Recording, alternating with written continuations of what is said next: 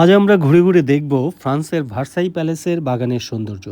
পৃথিবীর সবচেয়ে বিলাসবহুল রাজকীয় প্রাসাদ হলো ভার্সাই প্যালেস। সর্বোচ্চ রাজকীয় আড়ম্বরের চূড়ান্ত প্রতীক হলো এই ভার্সাই রাজপ্রাসাদ।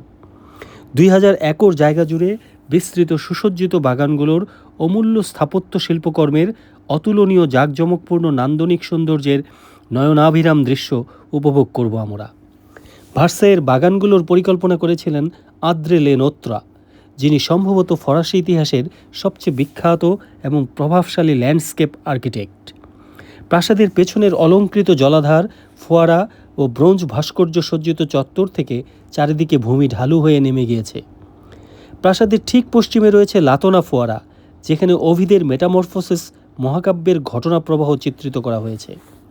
লাটোনা ফাউন্টেনের পরেই ফোর সিজনস ফাউন্টেন, তারপরে আরও পশ্চিমে গ্রিন কার্পেটের ঘাসের লন।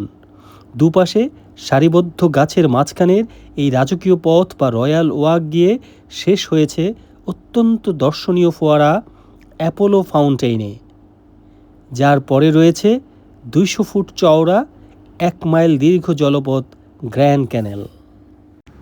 অ্যাপোলো ফোয়ারার মূল ভাস্কর্যে সূর্যদেবতা অ্যাপোলো 4 ঘোড়ার রথে চড়ে সমুদ্রের জল ভেদ করে উদীয়মান সূর্যের মতো তীব্র গতিতে আবির্ভূত হচ্ছেন।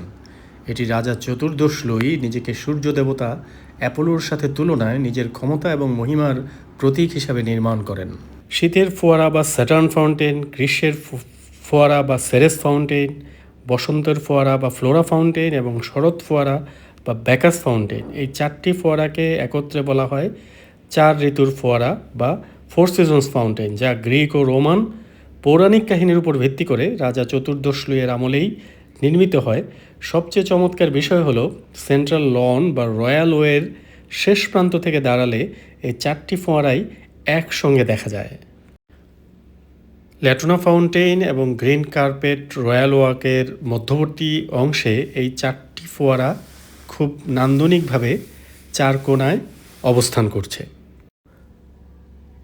প্রাসাদের উত্তর দিকে ওয়াটার ওয়াকের শেষ প্রান্তে রয়েছে ড্রাগন ফাউন্টেন, যেখানকার জলের ফোয়ারা প্রায় 90 ফুট উঁচুতে ওঠে। এরপরেই রয়েছে নেপচুন ফাউন্টেন।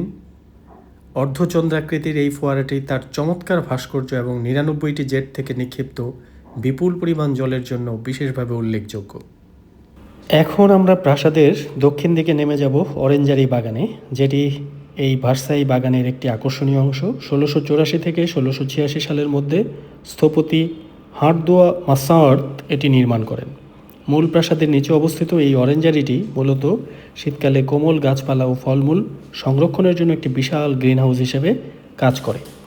গ্রীষ্মকালে এখানে 1055টিরও বেশি পাত্রে কমলা, ডালিম, জলপাই, পাম এবং অলিয়েন্ডার গাছ সাজানো থাকে। এর মধ্যে কিছু গাছের বয়স 200 বছরেরও বেশি। শীতের তীব্র ঠান্ডা থেকে গাছগুলোকে বাঁচাতে অক্টোবরের মাঝামাঝি সময়ে এদের অরেঞ্জারির ভেতরে নিয়ে আসা হয় এবং মে মাসে আবার বাইরে বের করা হয়। এই অরেঞ্জারির ওপারেই রয়েছে সুইস লেক, যা একটি কৃত্রিম হ্রদ এবং এটি একসময় ছিল এক বিস্তীর্ণ সমস্যাযুক্ত জলাভূমি। সেখানে এই সুইস লেকটি নির্মাণ করা হয়েছে। এই জলাভূমিটি প্রাচীন রাজতন্ত্রের কাছে এঁতাপোয়া বা দুর্গন্ধযুক্ত পুকুর নামে পরিচিত ছিল। তো এই হলো সুইস লেকটি আমরা দেখতে পাচ্ছি অরেঞ্জারি বাগানের পর। এরপর আমরা আবার চলে যাব মূল বাগানের চত্বরের, যেখানে সাজানো রয়েছে অসংখ্য মূর্তি। এখানে 300টিরও বেশি মূর্তি রয়েছে এবং 150টিরও বেশি খোদাই করা ফুলদানি রয়েছে, যেগুলো প্রাসাদের সৌন্দর্য বৃদ্ধি করেছে। এখানে আমরা দেখতে পাচ্ছি কলোনেট গ্রোভ। এই গ্রোভস বা কুঞ্জবনগুলো হলো মূলত জ্যামিতিক নকশার আড়ালে লুকিয়ে থাকা ছোট ছোট ব্যক্তিগত উদ্যান।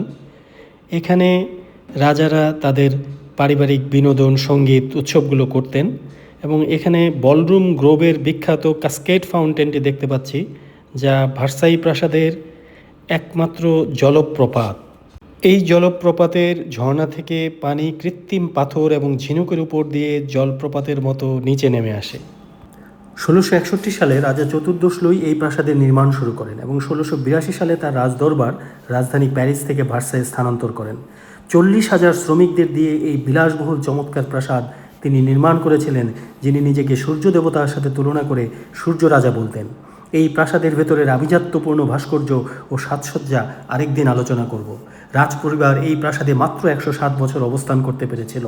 1789 সালে ফরাসি বিপ্লবের সময় এই প্রাসাদ এবং রাজতন্ত্রের পতন ঘটেছিল। সবাই ভালো থাকবেন। ধন্যবাদ।